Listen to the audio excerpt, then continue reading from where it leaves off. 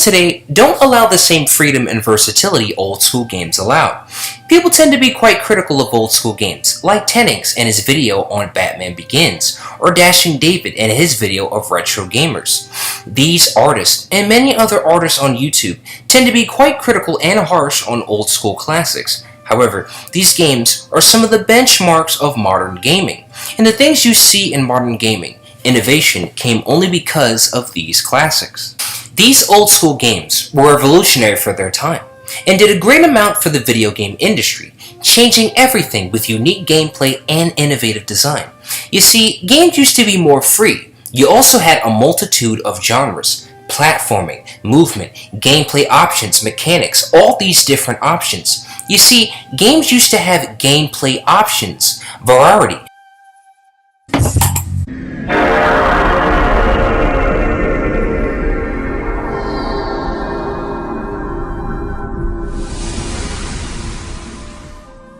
They used to allow you to play and experience them in different ways. This is what adds to the replayability, which is why when you hear people discussing old games, they always say, "Man, I played that over and over."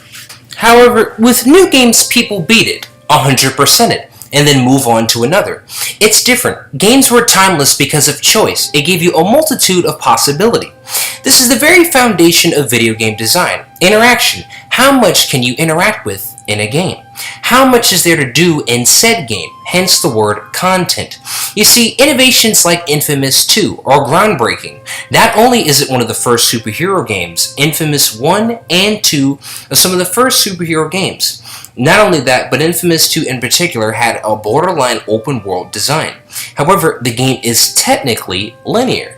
It gives you so much freedom and versatility in a linear environment. So much it can definitely be considered as open world. That shows a huge level of gameplay innovation.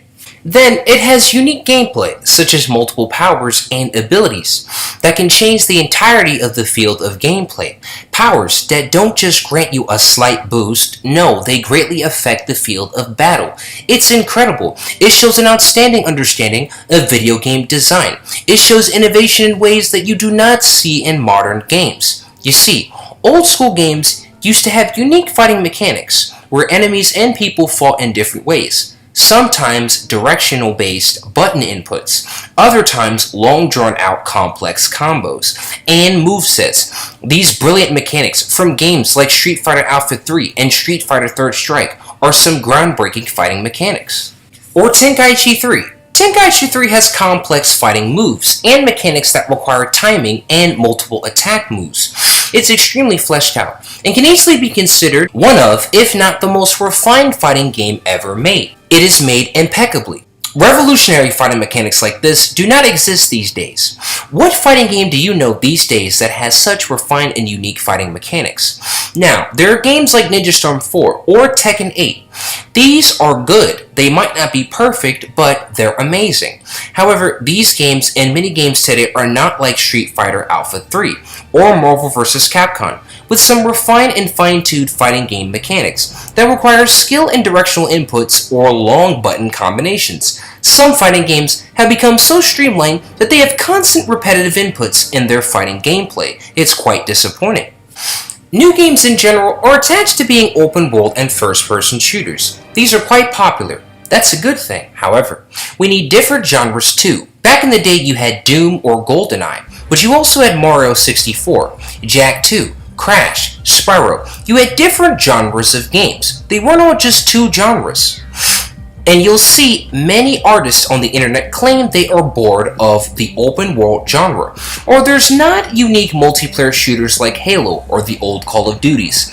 See, this fatigue comes from the spamming of the same conventional successful genres. Every time something comes that is successful, it is spammed at a moment's notice. For video game company profits, once you see the same genre over and over, you start to miss the variety and uniqueness of old school games. They had all kinds of genres, like Def Jam, games like Streets Volume 2, or Jak 2. Jak 2 is a brilliant marvel or video game design. It could easily pass off as an open world game, but did you know it's actually linear? This linear game allowed for third-person shooting and platforming. and it was all interconnected. That is groundbreaking for its time, where you wonder to yourself whether this is a linear game or an open world game, because the game's interconnected design is so well made that it could pass for both. That is video game innovation. These games were not just realistic first-person shooters or open worlds. They spanned the same genre these days. We had unique games. We had multiple genres. We had so much choice. Things are different now. This is why old school gaming should be respected and commended. Hey, shout out to Gravity Kills. Gravity Kills 997. Second channel. I think it'd be cool if you guys check out his content. I've seen a great many of his videos. They're amazing. Some of the most compelling Battlefront gameplay out there. It's amazing. Even having a mod gameplay of the Death Star mod for the original first Battlefront. You're basically playing a Battlefront 2 map in Battlefront 1. It's freaking sick. It's freaking awesome. It's freaking sick. His channel is freaking awesome. You gotta check it out. And this is what I'm laying down. This was Tarragon, and thank you for watching.